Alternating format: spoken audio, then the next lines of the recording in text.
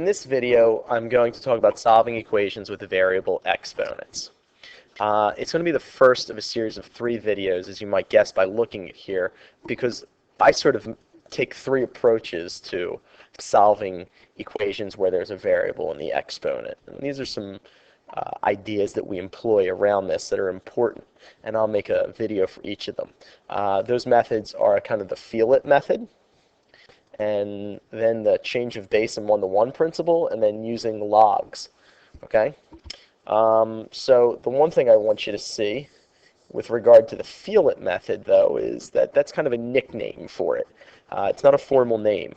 I call it the feel-it method because it relies strictly on my number sense to do the problems. And I want to talk about where that number sense comes from, because you need to develop it yourself. It can't be taught, but it could be learned, per se. You need to spend a little time with something I'm going to show you in just a moment. But in each of these videos, I'm going to do some examples and assume that you've somewhat seen these done in class, and hopefully these videos are going to try and solidify the skills that you already have.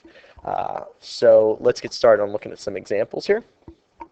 Okay, and what we have here is a header that says solving equations with variables in the exponent, and you can see every problem has a variable in the exponent, and we're asked to solve for x. So all of these problems, just the way I engineer them, they all can be done decently easily, and I want to talk about why that is. They're done easily if you have a good sense of what I refer to as the power tables here. Okay, and you really should pause this video and take a look at these numbers. These numbers you should have a decent foundation in, and or develop a decent foundation and make them become the foundation of this feel-it principle, because these are special numbers in these charts with regard to the header in each column. So pause it and take a look. Okay, so hopefully you've taken a look here and you've noticed the relationship between the row in the column and the exponent used in the expression that sits at the top of the column. For instance, here, this 16, it's in the second column. Excuse me, it's in the second row, and it makes sense that it's 4 squared. And over here, this 216 is in the third row. It's actually 6 cubed. Obviously, the first row is all exponent of 1, and you pretty much get the same values that you see in the headers for the most part. Okay, so why are they different lengths? The one thing you should realize is that they do in fact go forever, but you don't need to know them forever. They're kind of like your times tables, but for exponents, and you have to have a sense of feel around them. So why are they different lengths? Well, when you start with a smaller base, the number grows more slowly. When you start with a larger base, it grows more quickly. So if you're starting with 8 as a base, you notice you get up to 512 by the third row. Well, I mean, 8 to the 4th is much larger than that. It's over 4,000.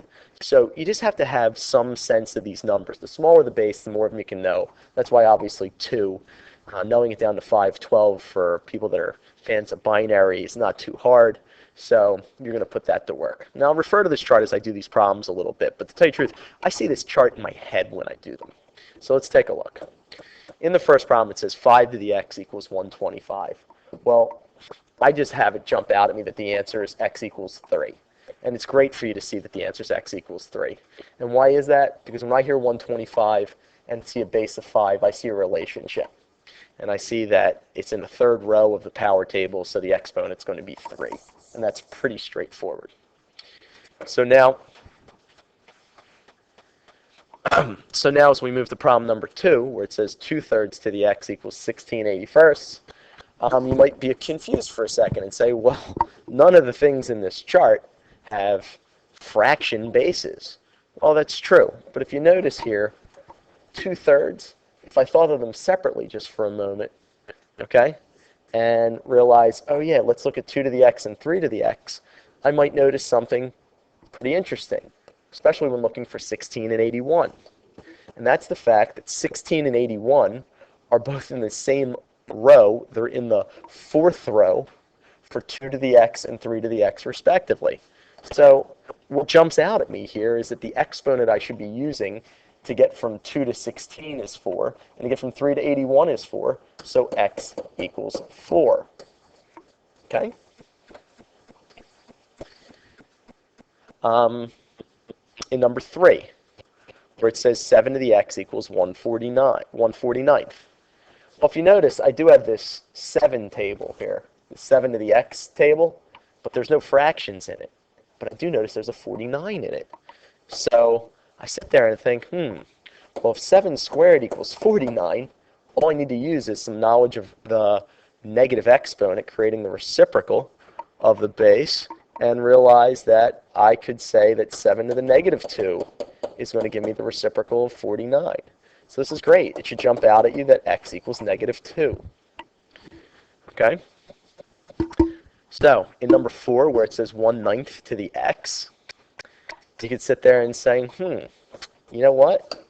I don't have 1/9 to the in this chart, but I do in fact have 9 to the, so I could probably just work with the reciprocal of that again. So I probably just tell myself I kind of got to be in negative exponent mode.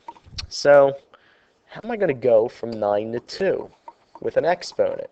Excuse me, 9 to 81. Well, that exponent's going to be 2, but I need it to be negative so that I can flip over this base of 1/9. So I should be able to see that my answer is going to be x equals negative 2. Because these are solved problems, they could all be checked on your calculator with decent ease by doing things of the nature of using the store button. So I'll do this in number 3 and say negative 2 store x. Then I'll say 7 to the x is this decimal, but as I turn it into a fraction, it's 1/49th. Okay, so I hope this demonstrates how you have to have a sense of feel. It's a combination of a couple things. Good sense and foundation in this power table, combined with some creativity around how to deal with fractions, and also how to deal with negative exponents. So putting that together, hopefully, is not too much of a challenge for you, because again, there are 3 methods here, and this is kind of one of the easier ones. If what I just did here in terms of feeling it doesn't seem to work for you, the problems that I do by feel, you could also do by this change of base principle, which you'll see in the next video. So if you don't have a feel for it, realize that you can rely on this next skill called change of base using the 1-to-1 principle.